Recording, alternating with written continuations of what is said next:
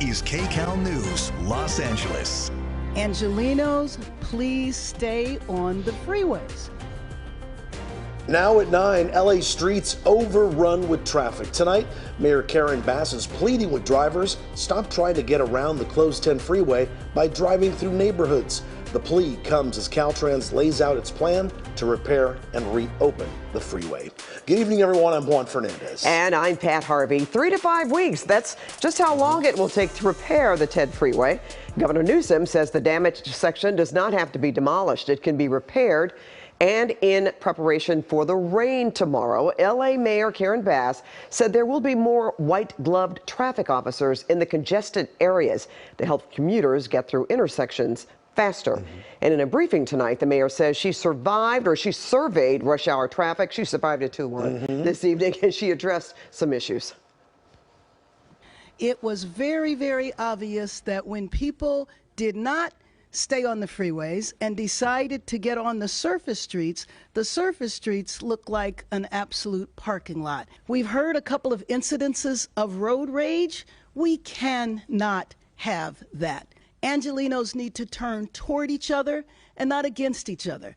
I've heard a lot of anger at the homeless community and homeless encampments.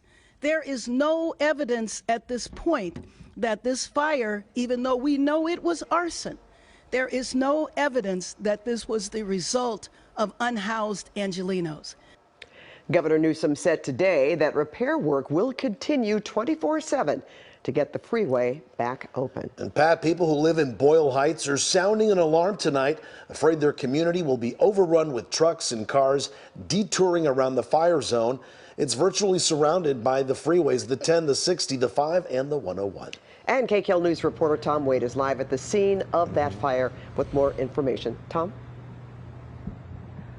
And good evening to you, Pat and Juan. Well, as you've been reporting, the crews are working around the clock to get this freeway back open. You can see the work going on live there, working on those support columns. This will be going on from day until the morning to the night. Obviously, they're trying as hard as they can to make sure this is repaired. Now, as you said, the big concern as well is the impacts, the ripple effects, particularly in neighborhoods like Boyle Heights, very close to downtown.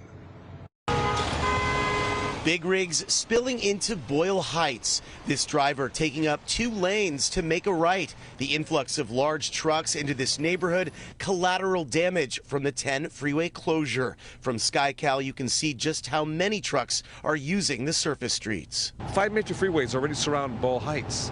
Now, can you imagine all these semi-trucks and an increase tenfold, maybe even 100? That is more direct emissions that are people breathing into their lungs. The weight of the trucks causing damage to the roads is also a concern, but for residents, the biggest worry is air quality. And I realize that we are in an intersection of 3 highways, but still not an excuse to pass by this much truck. May Alamari lives in the neighborhood and says she's already noticing a difference in pollution since the closure. It's smog.